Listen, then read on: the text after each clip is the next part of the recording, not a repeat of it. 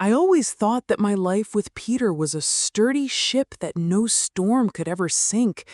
Together, we built it, mended its sails, and raised our two little passengers, our son Max and our daughter Anna. Their laughter was the wind in our sails, and their smiles were the bright sun. But one day, it wasn't a storm that broke into our home, but a true tsunami. Peter came home late, his eyes empty, his hands shaking. He told me about partners who had set him up, about documents he never signed, about millions that had vanished into thin air. His voice wasn't just filled with pain, it was filled with moral terror. He was on the brink not just of bankruptcy, but of imprisonment. And I watched as that fear slowly consumed him. The lawyer we hired was a slippery character. He spoke in riddles, his gaze sliding around the room, avoiding eye contact. He proposed something that sounded absurd, but in our desperation, seemed like the only way out. He said that if one of us took the blame, the court would be more lenient. He explained that Peter, as the main figure in the case, risked getting the full sentence. But I, his wife, as a mere accomplice, could get off with a slap on the wrist. And in that moment, when he said those words, I saw a flicker of hope in Peter's eyes. And then he looked down again. I felt my heart clench with pity and love. I couldn't let his life, his future, his reputation be destroyed. I believed it was just a temporary measure, that we would quickly sort everything out and I would be back home. The lawyer said it would take no more than a year. 6 months, tops, he said with a casual smile. I believed him. I believed that our love was stronger than any problem. I believed our children would be waiting for me, and Peter would keep our family flame alive. But things didn't go as planned.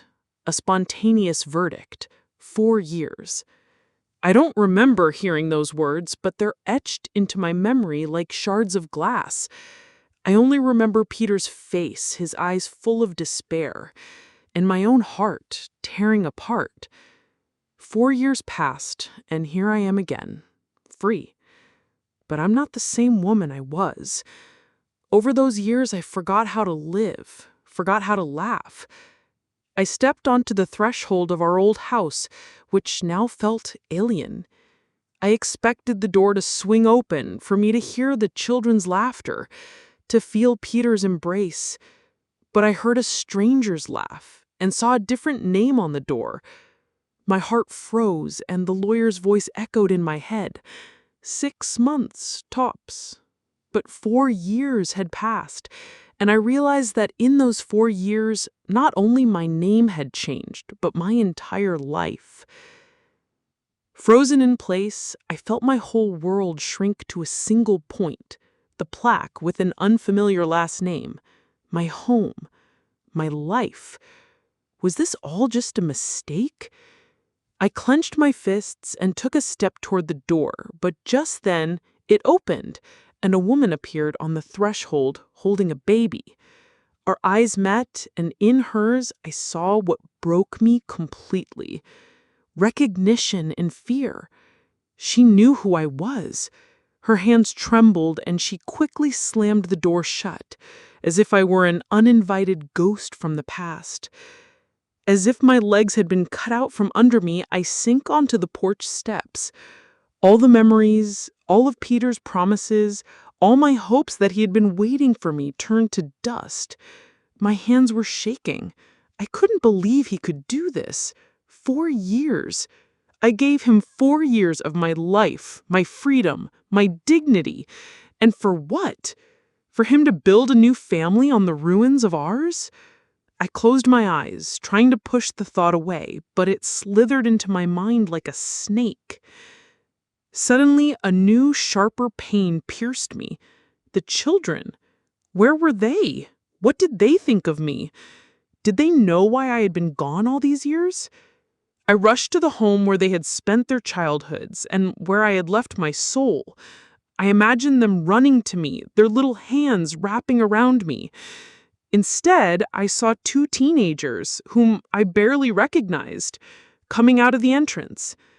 Max, my boy, had grown taller and more serious, and Anna, my girl, had blossomed into a beautiful young woman.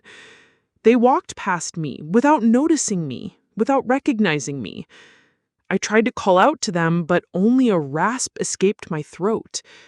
I stood there like a statue, watching my children walking away from me without a second glance. In that moment, I realized they hadn't just turned their backs on me, they had forgotten me, and that was far more painful than prison. I gave up my freedom to save their family. I thought they would be waiting for me, but they had simply erased me from their lives, and I felt my soul die.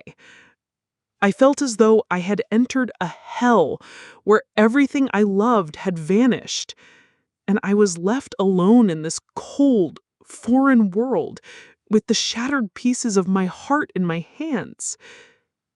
I don't know how long I stood there on the pavement, clutching an old, worn-out key to a non-existent home. My legs felt like lead, and a wind was roaring in my head, sweeping away the last vestiges of my sanity.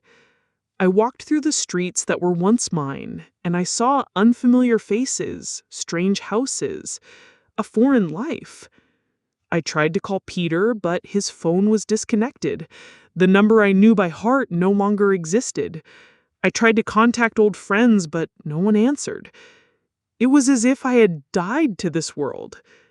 And then on one of those days, on the doorstep of a stranger's house, I met my former friend Camila. She looked at me with such horror, as if she had seen a ghost. I tried to smile at her, but the smiles seemed to get stuck in my throat. She didn't invite me in, didn't hug me, didn't say a single word of comfort. She just lowered her gaze and told me everything. She told me that Victor couldn't bear what I had done, that he couldn't cope with our separation, and decided to start over with a clean slate. He told the children I was dead, that I had died in a car accident while saving someone. She told me that he had married another woman, the same one who had met me at the door, and that they had a child together, and that now he was a happy father and a loving husband. I listened to her words, and it felt as if the ground was giving way beneath my feet. My heart, which was already broken, now turned to dust.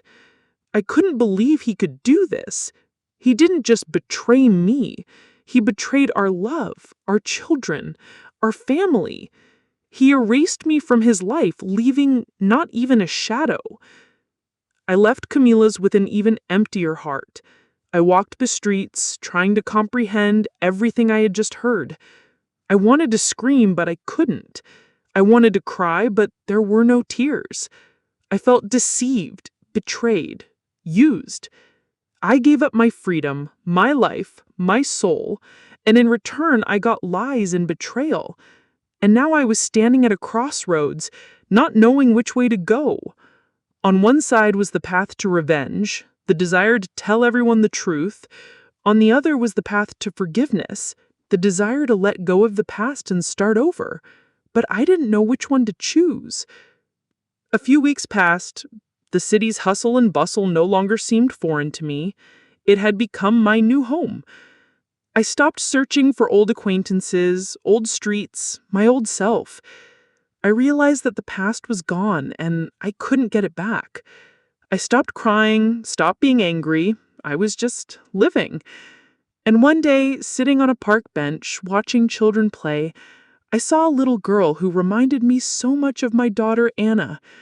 She was sitting alone, sadly watching the other kids. In that moment, I didn't feel pity, but something else, something long forgotten. I walked over to her, sat down, and we started talking.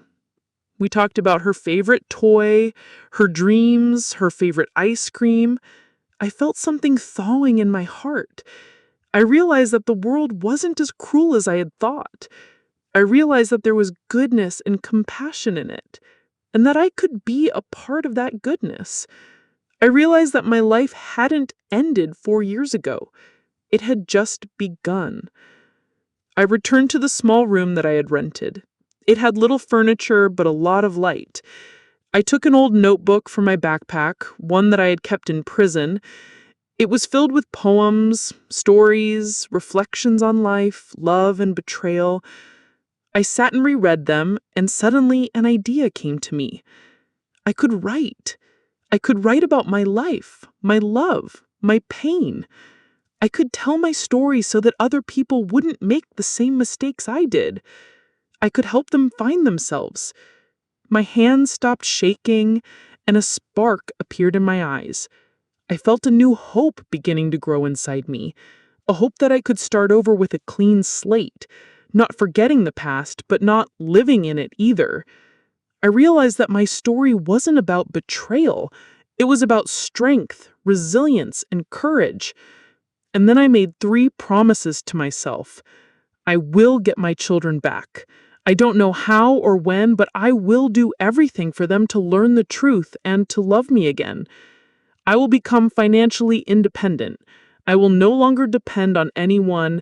I will build my own life. And I will become successful. I will write so that my story becomes a voice for those who have been broken but found the strength to stand up. And then I wrote the first sentence.